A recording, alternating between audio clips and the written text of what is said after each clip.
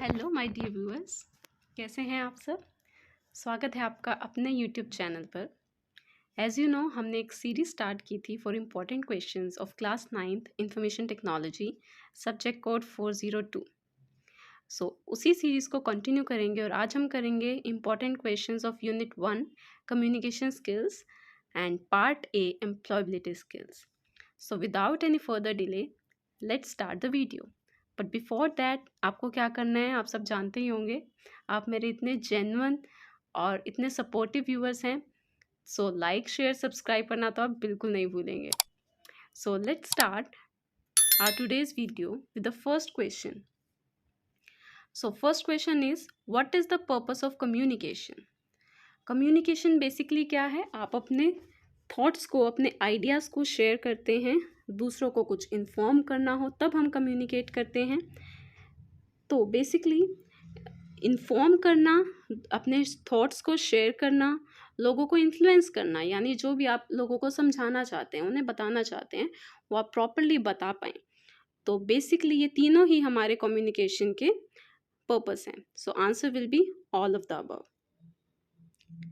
Next question is, which of the following methods are used to receive information from the sender through a letter?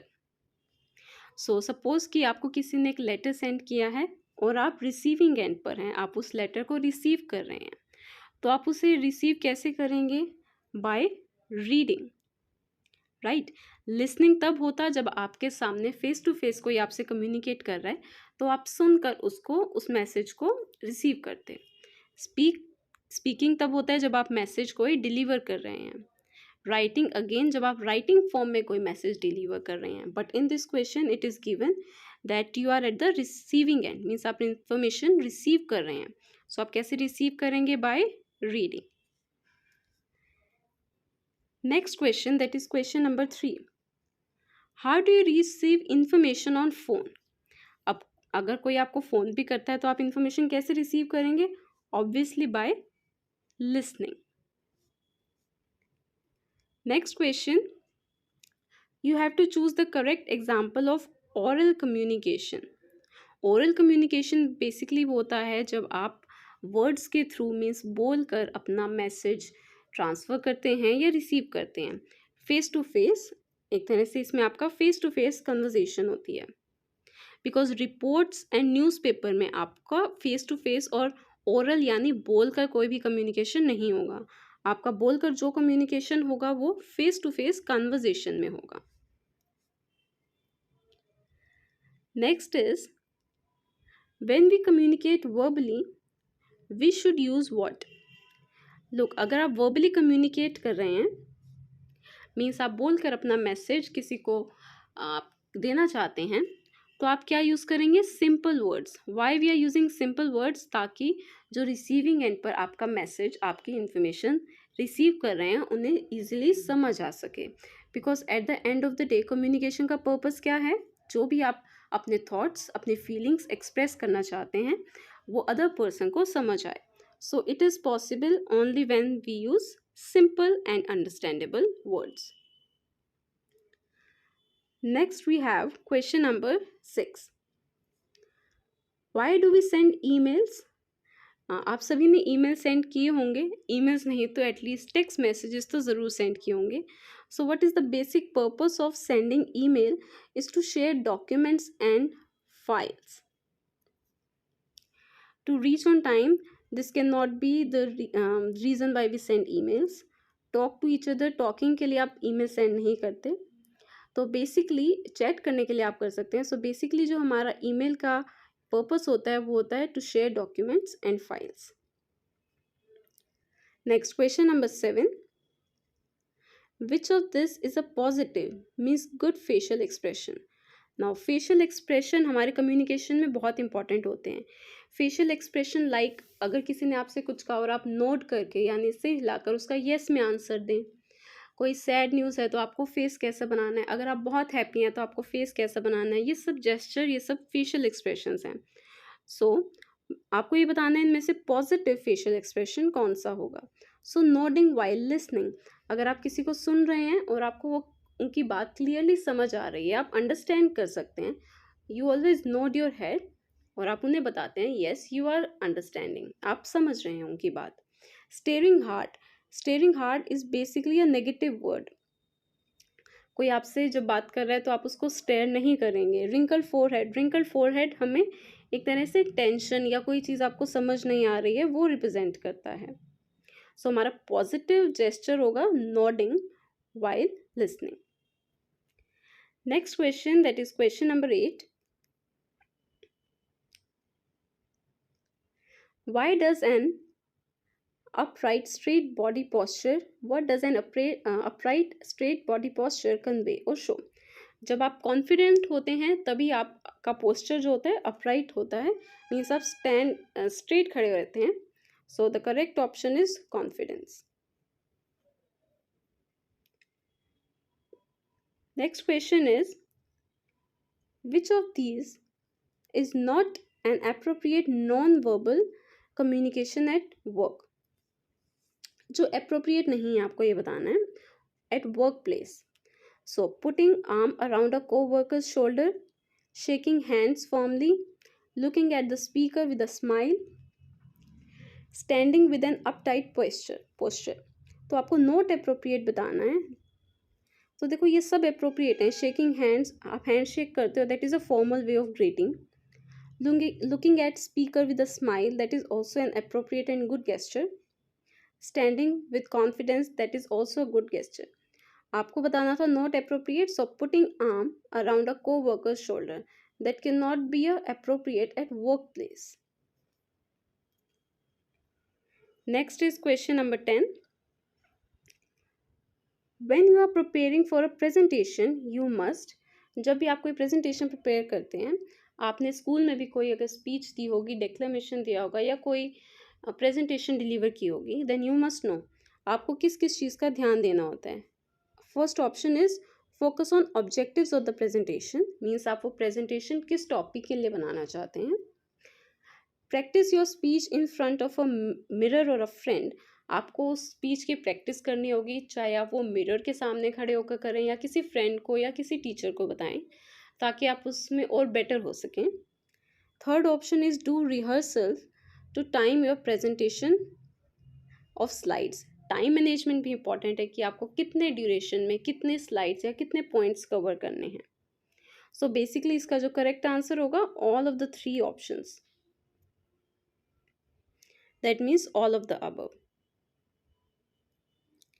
Now next question number 11, you have to choose the correct option. What is a sentence? So basically sentence वो होता है जो एक complete thought या complete आपके ideas को express करता है, उसमें कभी भी incompleteness नहीं होगी. So read the first option, a group of ideas that form a complete paragraph. Sentence कभी paragraph नहीं होगा, sentence एक one line की तरह होगा. A group of words that communicate a complete thought, just a group of words. A set of rules that we must follow to write correctly, no, इसमें कोई rules follow नहीं होते हैं sentence में.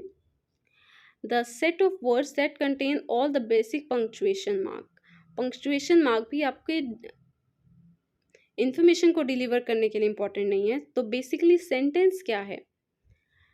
Group of words that communicate a complete thought. Now let's see next question. Which of these sentences use uppercase letters correctly?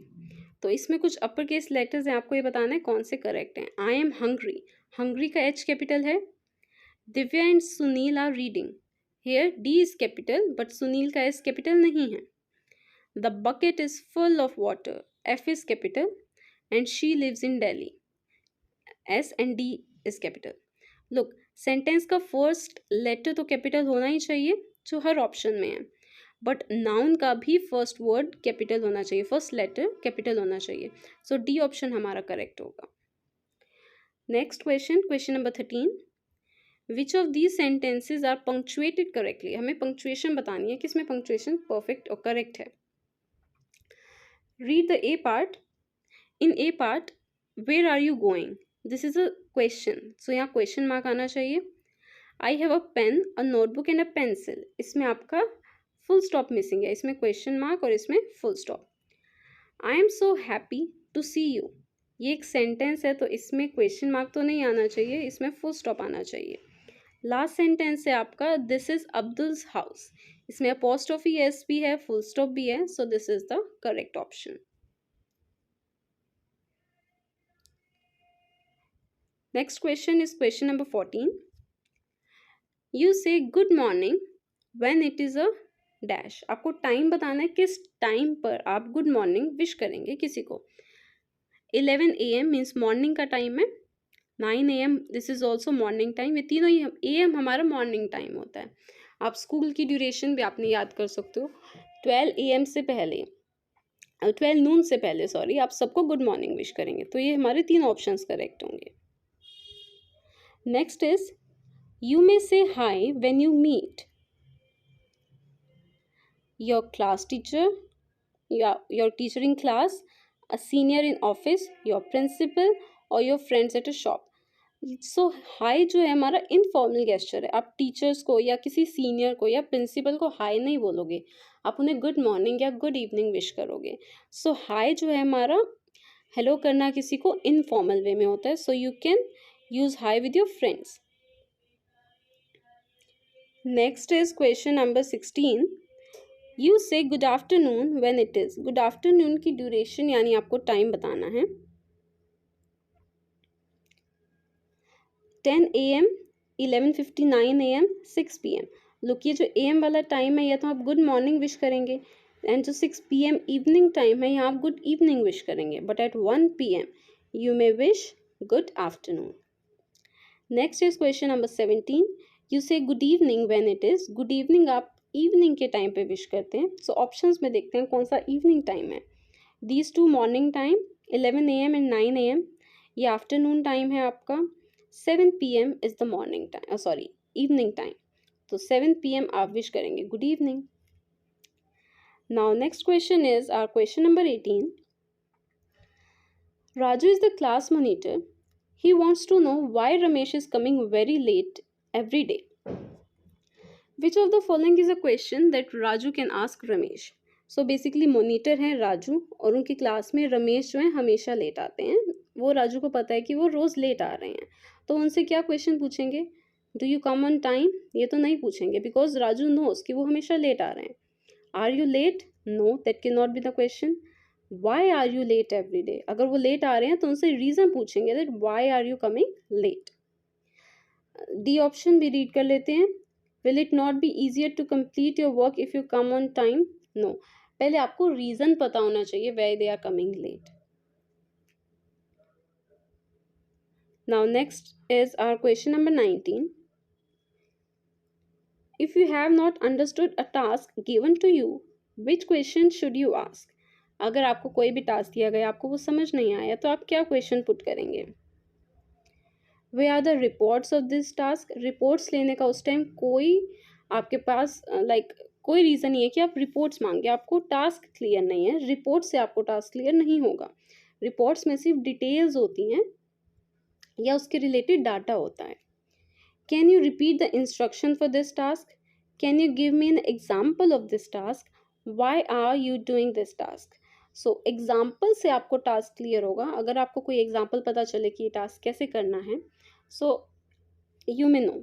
Like for example आपको task दिया गया कि आपको एक ट्राइंगल्स के 3 एंगल्स का सम निकालना है, बट आपको नहीं पता कि ट्राइंगल्स के एंगल्स का सम कैसे निकालना है, तो आप एक डी से किसी का एग्जाम्पल देखेंगे, आप डी से मेजर करेंगे और उनको ऐड करेंगे, तो आपको अगर कोई एग्जाम्पल मिलेगा तब आप इजीली कर सकते हैं।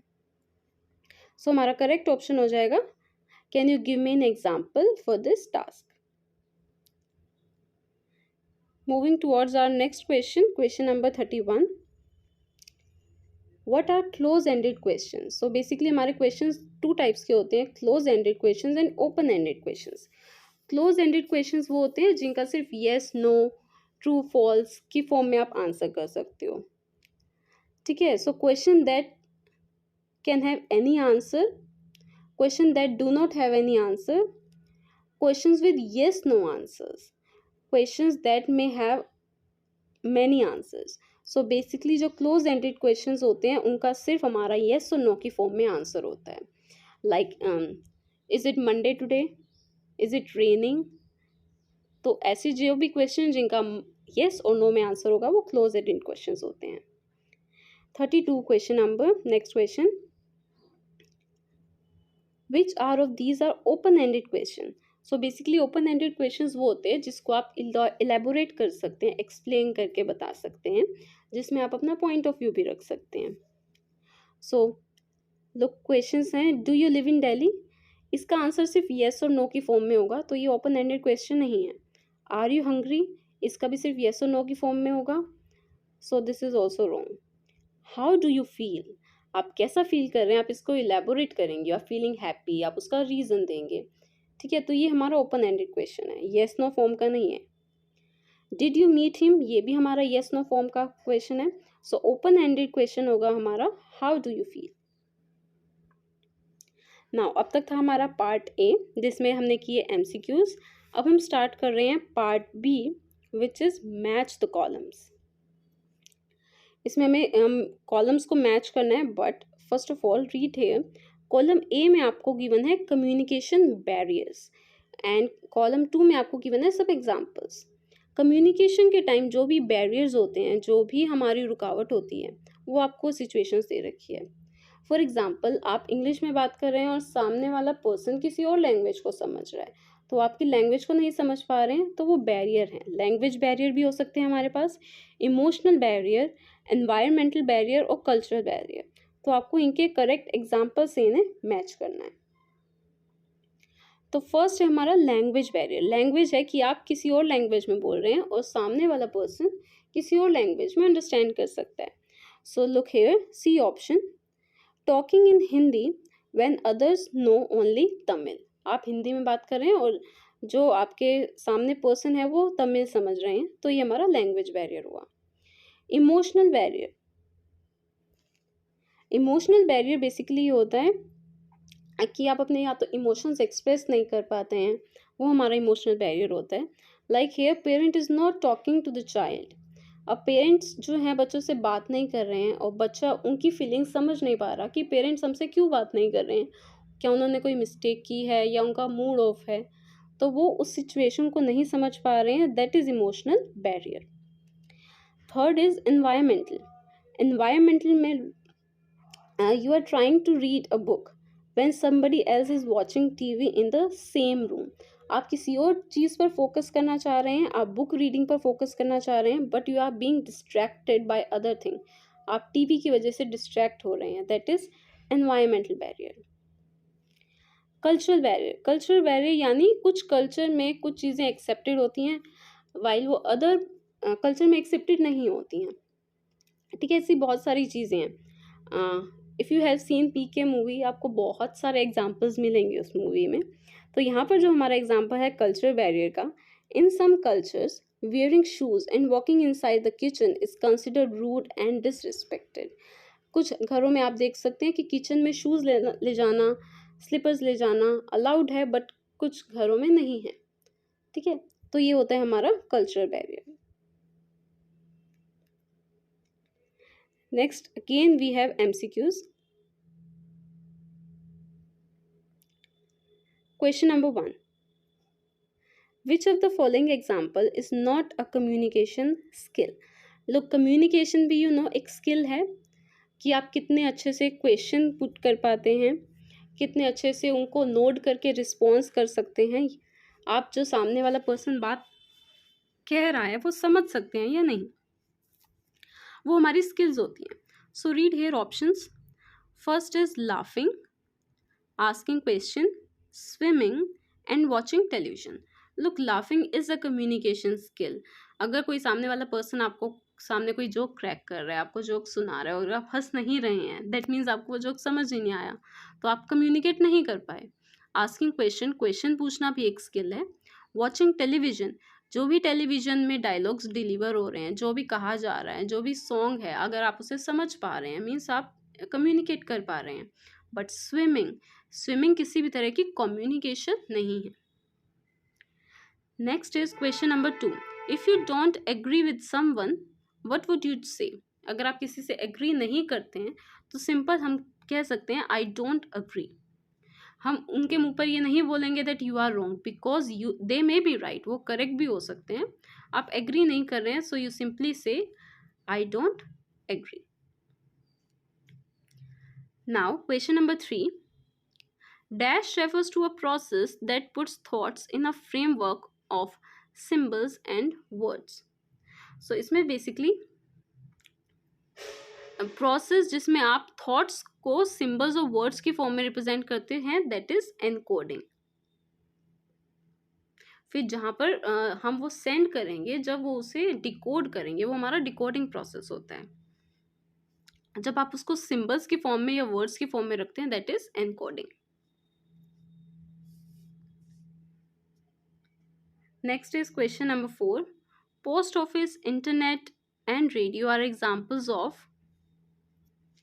लोग जो हमारे पोस्ट ऑफिस या इंटरनेट होते हैं, ये सिर्फ सेंडर के फॉर्म में नहीं होते, ये रिसीविंग एंड पे भी होते हैं। तो बेसिकली ये सारे हमारे कम्युनिकेशन चैनल है, टू वे कम्युनिकेशन। आप इनके थ्रू मैसेजेस रिसीव भी कर सकते हैं और सेंड भी कर सकते हैं। So this is a communication channel, these are communication channels. Next question, question number 5, dash implies that communication should contain all the information necessary to get the desired response from the sender. तो basically communication में वो सारी चीज़ें होनी चाहिए जिससे वो desirable result produce कर सके। So answer is clarity, sorry completeness. Now let's start the question answers. Question number 1, write down the factors affecting perspectives in communication. तो बेसिकली पर्सपेक्टिव्स इन कम्युनिकेशन होता क्या है, आपके कोई भी फिक्स्ड आइडियाज़ अबाउट समथिंग और समवन, वो हमारे पर्सपेक्टिव्स होते हैं। सपोज़ आपने एज्यूम कर लिया कि ये पर्टिकुलर पर्सन थोड़ा रूड है आपके साथ, तो अगर वो कभी पोलाइटली भी आपसे बोलेगा तो यू विल फील कि ये आपसे रूडली ही बोल रहा है। वो आपके माइंड में उसके फिक्स्ड आइडियाज़ हैं कुछ, वो होते हैं हमारे पर्सपेक्टिव्स इन कम्युनिकेशन। नाउ क्या ऐसे फैक्टर्स हैं जो इसे अफेक्ट करते हैं? First is language. How language? Suppose आप कोई इनकरेक्ट वर्ड्स या ऐसे वर्ड्स में बात कर रहे हैं जो सामने वाला पर्सन नहीं समझ पा रहा है। सपोज आप इंग्लिश में बात कर रहे हैं और जो पर्सन आपके सामने है वो सिर्फ चाइनीज़ या कोई और लैंग्वेज समझ सकता है, तो वो हमारा लैंग्वेज एक तरह से बैरियर हो जाता है। आप कुछ ऐसे इनकरेक्ट या अनफेमिलियर वर्ड्स या लैंग्वेज यूज़ करते हैं। In case of use of incorrect words, unfamiliar language, and lack of detail, language can act as a barrier to communicate what one wishes to convey. Second हमारा factor होगा visual perception. Visual perception basically ये होता है कि आप अपने sense के according, अपने माइंड के अकॉर्डिंग क्या उसको एक मीनिंग देते हैं। सपोज मैंने आपको एक फिगर दी, लाइक मैंने आपको ए बना कर दिया एंड आई टेल यू कि आप इससे कोई भी एक डिज़ाइन बनाएं, तो ये हमारे लिए एक इनकम्प्लीट फिगर है और मैंने आपको कहा इससे कोई भी एक डिज़ाइन बनाओ। That is actually visual perception. आप उसे कैसे परसीव करेंगे, आप उससे क्या डिज़ाइन बनाएंगे, वो सबके लिए डिफरेंट है। तो ये एक तरह से हमारा कम्युनिकेशन में बैरियर होगा। So this is visual perception is the brain's ability to make sense of what we see through our eyes. आप अपनी आई से क्या देख रहे हैं उसके लिए आपका क्या मीनिंग है, that is visual perception. Next is past experience. Past experience आपके कम्युनिकेशन को कैसे अफेक्ट करते हैं? सपोज आप एक, जैसे हमने अभी आप ये ले लीजिए, किसी एक शॉपकीपर के पास आप गए, आपको पता है कि ये पर्टिकुलर शॉपकीपर हमेशा मुझे जो बाकी लोगों को प्राइस देता है उससे कम प्राइस ही मुझे देता है, तो आप हर बार नेक्स्ट टाइम उसी के पास जाएंगे। तो आपके पास्ट एक्सपीरियंस से आपके माइंड में फिक्स हो चुका है। Letting our earlier experiences stop us from understanding and communicating clearly. या आप इसको इस सेंस में भी ले सकते हैं कि वो शॉपकीपर आपको बाकी पर्सन के कंपैरिजन में ज़्यादा प्राइस पे देता है, तो आपको लगेगा कि हर बार ये मुझे ज़्यादा प्राइस पे ही दे रहा है। Next we have prejudice. Prejudice basically होता है कि आपके कुछ फिक्स आइडियाज़ हैं, like fix ideas such as thinking no one in my class likes me may stop a student from communicating openly in the class. आपने अपने mind में कुछ ऐसे आइडियाज़ बना लिए हैं जिसकी वजह से आप प्रॉपरली कम्युनिकेट नहीं कर पाएंगे। Like no one likes me in the class, तो आप किसी से खुल के बात नहीं कर पाएंगे। That is also a factor affecting perspective in communication. Next we have feelings and emotions. कभी अगर आप अपनी फीलिंग्स और इमोशंस को अच्छे से एक्सप्रेस नहीं कर पाते हैं, या आप किसी से बात कर रहे हैं और आपकी बात में इंटरेस्ट शो नहीं कर रहा है, आप उसे कोई सपोज़ आप उसे कोई अच्छी न्यूज़ दे रहे हैं, सपोज़ आपने कहा कि आपके एग्ज़ाम में बहुत अच्छे मार्क्स आए, लेकिन उसके मार्क्स अच्छे नहीं आ पाए ड्यू टू सम रीज़न, तो वो आपकी फीलिंग्स को मैच नहीं कर पाएंगे। That represents barrier, kind of barrier in your communication. Our feelings and emotions, such as lack of interest or not trusting the person, affect our communication. Next is environment. Environment भी एक बहुत बड़ा factor है for affecting your communication.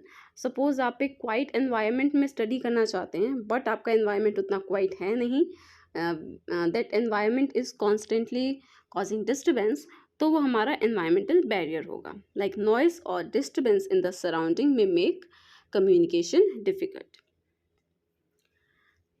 Personal factors. Personal factors में include your own feelings and habits and way of thinking.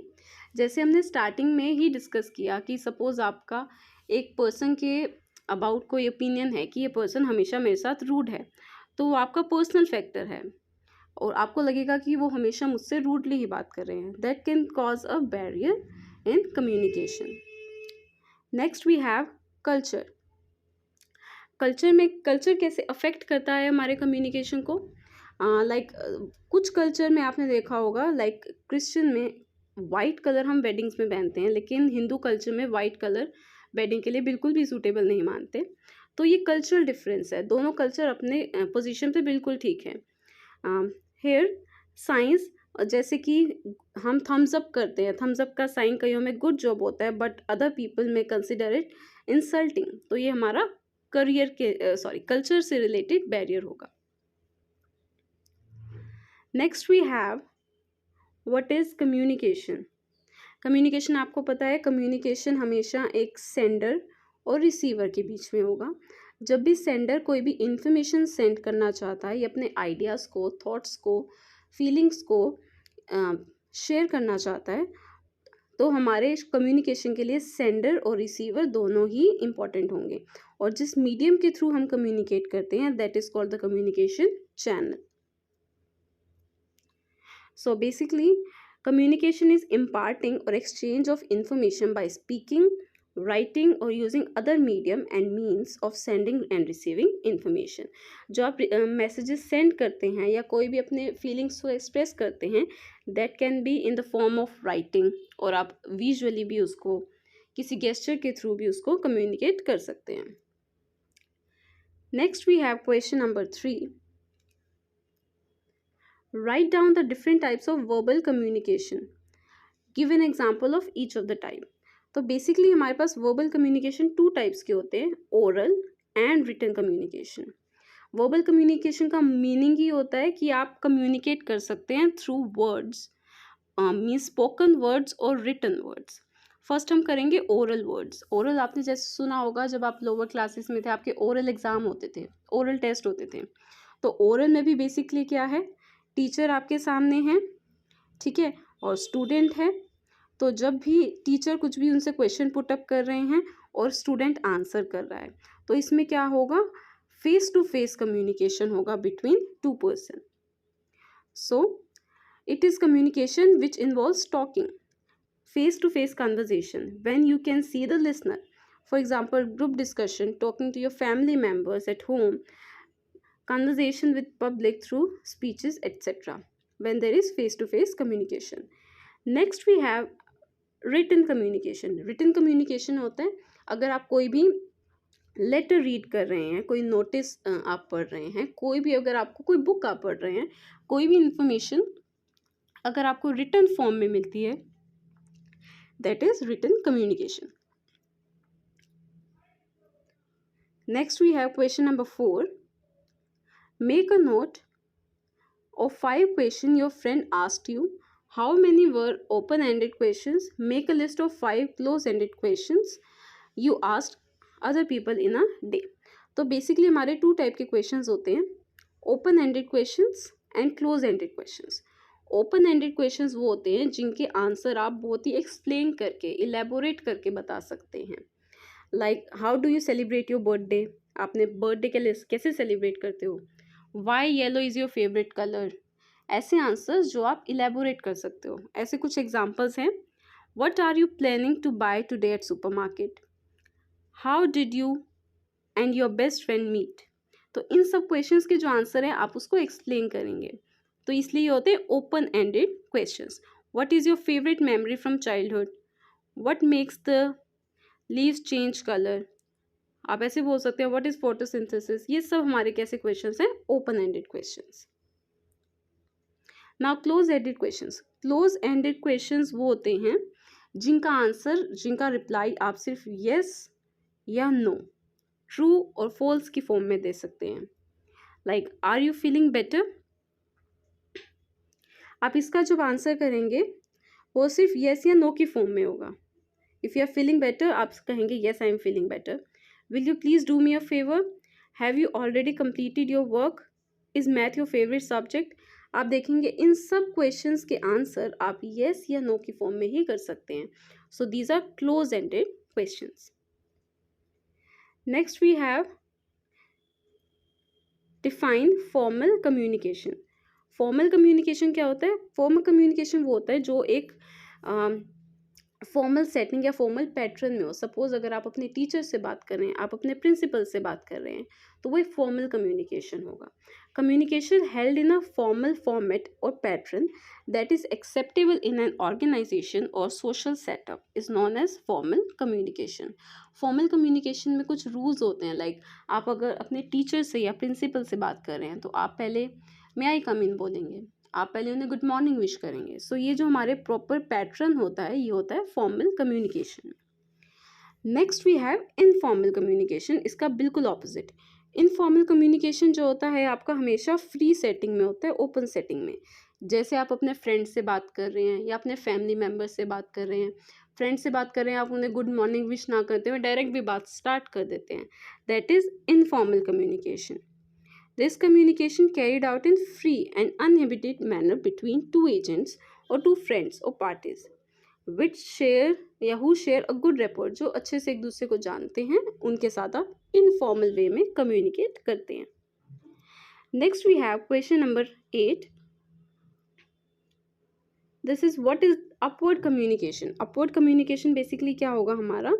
Suppose आप imagine करिए कि एक बिजनेस ऑर्गेनाइजेशन में, आपके स्कूल में ही पहले प्रिंसिपल होंगे या प्रिंसिपल से भी हायर अथॉरिटीज़ होंगी जो ट्रस्टीज़ होंगे, फिर आएंगे प्रिंसिपल्स, फिर आएंगे टीचर्स और फिर आएंगे आप लोग यानी स्टूडेंट्स.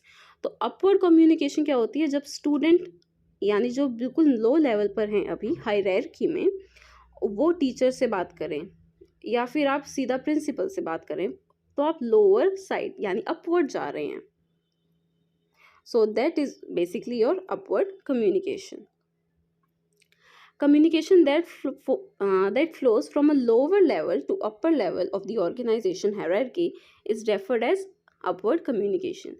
ये communication basically हम क्यों करते हैं, feedback देने के लिए आप communicate कर सकते हैं. कोई complaint हो उसके लिए ये feedback करते हैं. नेक्स्ट है डाउनवर्ड कम्युनिकेशन. डाउनवर्ड कम्युनिकेशन बिल्कुल इसका रिवर्स होगा. जब हायर अथॉरिटीज़ आपसे बात कर रही हैं या फिर प्रिंसिपल आपसे बात कर रहे हैं तो अब हमारा डाउनवर्ड कम्युनिकेशन होगा. The communication that flows from upward to downward level of organisational hierarchy is referred as the downward communication.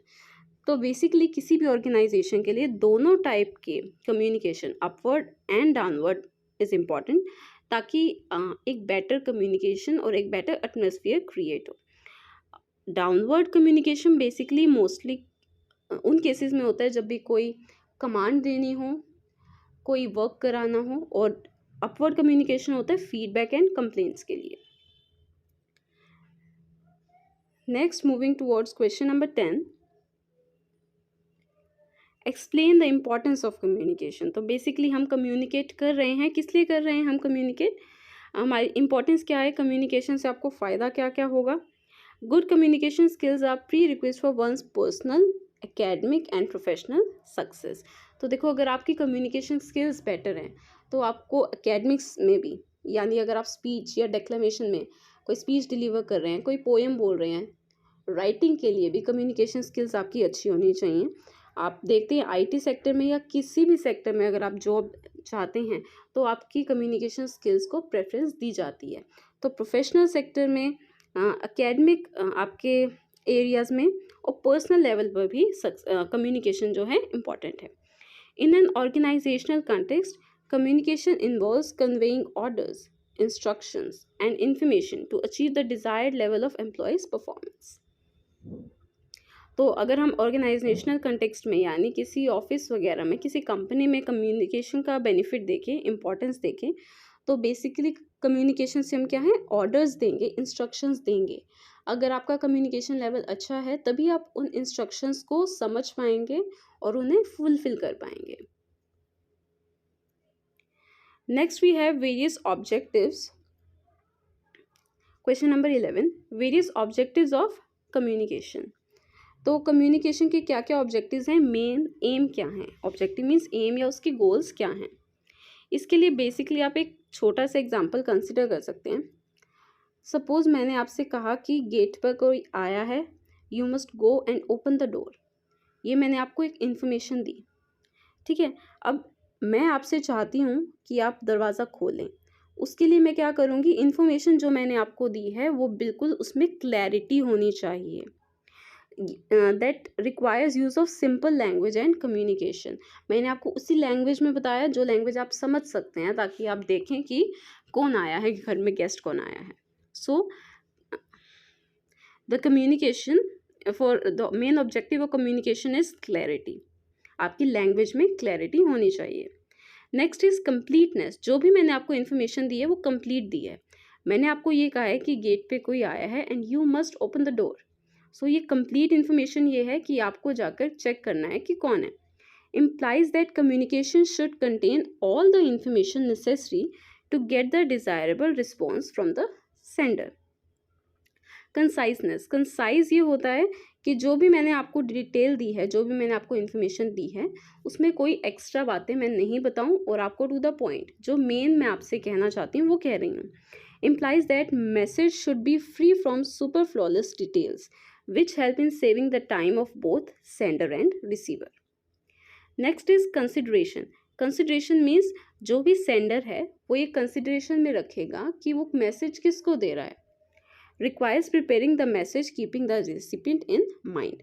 Means मैं किसी छोटे बच्चे को जिसको चलना भी नहीं आता, मैं उससे जाकर नहीं कह सकती कि आप दरवाज़ा खोलो, राइट। तो हमें कंसिडरेशन रखनी होगी। Next is correctness. नेम से ही क्लियर है, जो भी मैं आपको इन्फॉर्मेशन दे रही हूँ that must be correct. Implies that message should state accurate facts and figures. Concreteness, concreteness kind of same है हमारा कॉन्शियसनेस जैसा। implies that message should be specific and to the point. Message जो भी हम convey कर रहे हैं वो स्पेसिफिक होना चाहिए and should be to the point. Courtesy, courtesy ये होता है कि रिस्पेक्ट शो करना। Constitutes one of the important elements of effective business communication. वैसे तो ये बिजनेस कम्युनिकेशन के लिए भी और इनफॉर्मल कम्युनिकेशन के लिए भी कर्टसी हमारी इंपॉर्टेंट है कि मैं आपसे रिस्पेक्टफुली ये कह रही हूँ कि आप you may open the door, someone is on the door. तो हमें रिस्पेक्ट शो करना भी एक हमारा मेन ऑब्जेक्टिव होगा। Next we have question number 12, what are the different types of communication. तो डिफरेंट टाइप्स ऑफ कम्युनिकेशन आपके बेसिस, ये डिपेंड करता है आपके चैनल पर और डायरेक्शन पर। First, on the basis of channel used, हमारा फॉर्मल एंड इनफॉर्मल कम्युनिकेशन। अभी हमने डिस्कस किया था फॉर्मल और इनफॉर्मल कम्युनिकेशन क्या होगा।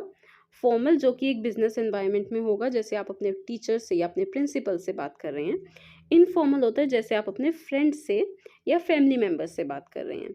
फॉर्मल में बेसिकली आपके कुछ सेट ऑफ रूल्स होते हैं कि आप उनको विश करेंगे, राइट। इनफॉर्मल में ऐसे सेट ऑफ रूल्स नहीं होते हैं, ये एक स्पेसिफिक एनवायरनमेंट में होते हैं आपके formal communication. Next we have on the basis of direction. Direction के बेसिस पे upward communication and downward communication, ये भी हमने पढ़ा हायरार्की में। अपवर्ड कम्युनिकेशन में होता है जब आप अपने प्रिंसिपल से या अपने टीचर से कम्युनिकेट कर रहे हैं, एंड डाउनवर्ड कम्युनिकेशन होता है आपका जब आपके प्रिंसिपल्स या आपके ट्रस्टीज आपसे बात कर रहे हैं, दैट इज डाउनवर्ड कम्युनिकेशन। इसी तरह होते हैं आपके हॉरिजेंटल एंड डायगोनल कम्युनिकेशन, ये दोनों सेम लेवल पर होते हैं, horizontal and diagonal. Next we have on the basis of means used, means आप कम्युनिकेशन कैसे कर रहे हैं, it can be verbal, non verbal और रिटन। वर्बल कम्युनिकेशन वो होता है जो आप अभी हमने ये भी डिस्कस किया, फेस टू फेस कम्युनिकेशन होता है, जैसे आप ओरल टेस्ट देते हैं, फेस टू फेस कम्युनिकेशन करते हैं। और होता है आपका रिटन कम्युनिकेशन, जो आप बुक्स रीड करते हैं, कोई नोटिस रीड करते हैं, ठीक है, वो हमारा होता है written communication. Non verbal communication होता है हमारा गेस्चर्स के थ्रू इमोशंस एक्सप्रेस करना। नॉन वर्बल में आते हैं, सपोज आपने वो नो पार्किंग का साइन होता है, राइट, नो पार्किंग का सिंबल हो गया या स्पीड लिमिट का सिंबल हो गया, वो जो हमारी ऐसी चीज़ें होती हैं जो हमें पिक्चर से कुछ रिप्रेजेंट करती हैं, that is non verbal communication. Next we have question number 13, what are 3 P's of public speaking. 3 P's of public speaking means आपको अगर पब्लिक के लिए कोई भी बात कहनी है, कोई स्पीच डिलीवर करनी है, तो उसके लिए मेन हमारे 3 पॉइंट्स होते हैं बेटा। These are prepare, practice and perform. आप इसको अपने लेवल पर भी सोच सकते हैं। सपोज आपने कोई स्पीच डिलीवर करनी है असेंबली में, राइट, तो सबसे पहले आप उसके लिए प्रिपेयर करेंगे, आप उसकी प्रैक्टिस करेंगे और फिर हम उसे मेनली परफॉर्म करेंगे ऑन स्टेज। तो प्रिपरेशन में हमारे क्या क्या स्टेप्स होते हैं, थिंक अबाउट द टॉपिक, आप किस टॉपिक के बारे में स्पीच डिलीवर करेंगे। Think about what your listener need to know about the topic, तो हम जो भी टॉपिक जो भी टॉपिक डिसाइड करेंगे वो इंटरेस्टिंग होना चाहिए, उसका कंटेंट ऐसा होना चाहिए जिससे लिसनर्स रिलेट कर सके और उन्हें समझ सकें। ये सब आप प्रिपरेशन के टाइम ध्यान रखेंगे। Think about the best way to make your listener understand the topic, तो आप गुड लैंग्वेज यूज़ करेंगे, गुड वोकेबलरी यूज़ करेंगे जो आपके लिसनर्स समझ सकें। Write what you plan to say, और फिर हमारा इस प्रिपरेशन में लास्ट स्टेप होगा राइटिंग, जो भी मटेरियल आप डिलीवर करना चाहते हैं आप उसे लिखेंगे। नेक्स्ट प्रैक्टिस, प्रैक्टिस आप मिरर के सामने भी कर सकते हैं, आप अपने फ्रेंड के सामने भी कर सकते हैं, right. You can practice by your self first, talk in front of mirror, talk in front of your family and friend and ask them what they think. Speak clearly, loudly and at the right speed, not very fast and not very slow. So ये सब हमारे practice time में होते हैं। अब आप देखें practice में हमें जो भी ऐसे कॉम्पिटिशन्स होते हैं उनमें टाइम ड्यूरेशन की भी एक लिमिट होती है, तो आपको वो भी एक्सीड नहीं करनी होती है, वो सब हम प्रैक्टिस के टाइम पे उसको और इन्हेंस कर सकते हैं। Next is perform, main task होता है हमारा perform. Take a few deep breaths if you are feeling nervous, think about what you have prepared and start speaking confidently. तो जब भी आप अपनी स्पीच डिलीवर करना स्टार्ट करेंगे, सो सबसे फर्स्ट लेवल होगा that you should not be nervous, और आप उसके लिए क्या कर सकते हैं, you can take few deep breaths, think about what you have prepared and start speaking confidently. Next is question number 14. What is non-verbal communication and its type? हमने थोड़ा सा भी ऊपर डिस्कस किया था नॉन वर्बल कम्युनिकेशन, अब यहाँ पे हमारा डिटेल में है non verbal communication. Non verbal communication means communication using without words through expression, gestures and body postures. तो बेसिकली हमारे जो type of non verbal communication है वो है facial expression. Facial expression many a times show the feeling of a person. तो facial expression क्या होता है, सपोज आप कोई अच्छी न्यूज़ सुना रहे हैं तो आपके एक्सप्रेशन भी उसी टाइप के होंगे। सपोज आप अगर ये कहें कि मेरे बहुत अच्छे मार्क्स आए लेकिन आपके फेस पे एक सैडनेस है, तो वो आपका मैसेज अच्छे से डिलीवर नहीं करेंगे। तो आपके जो फेशियल एक्सप्रेशंस होते हैं that should be in accordance with your words. Posture, holding your head may be taken as tiredness, straight body posture is seen as confidence. तो आपके जो भी बॉडी पोस्चर्स होते हैं, अगर आपकी बॉडी बिल्कुल स्ट्रेट है तो यानी आप कॉन्फिडेंट, लोगों को लगेगा कि आप कॉन्फिडेंट हैं। लेकिन अगर आप फंबल कर रहे हैं या आप अपने बार बार नेल्स को बाइट कर रहे हैं, ऐसी चीज़ें शो करती हैं लैक ऑफ कॉन्फिडेंस और tiredness. Next is gestures and body language. Raising your head may mean asking a question. Raising a hand may mean asking a question. Biting nails show nervousness. Next we have touch. A firm handshake shows confidence. Sports coaches pat on the back of the players to encourage the players. तो basically touch भी अगर आप handshake करते हैं वो भी हमारा एक टाइप ऑफ कम्युनिकेशन है। अगर आपने कोई अच्छा काम किया तो आपके टीचर्स आपको प्रेज कर रहे हैं bye patting on your back. That is also a form of non-verbal communication. So that's it for today's video. I hope आपको ये टॉपिक क्रिस्टल क्लियर होगा। अगर स्टिल आपको कोई डाउट है, you can write in the comment section and don't forget to like, subscribe and share this video.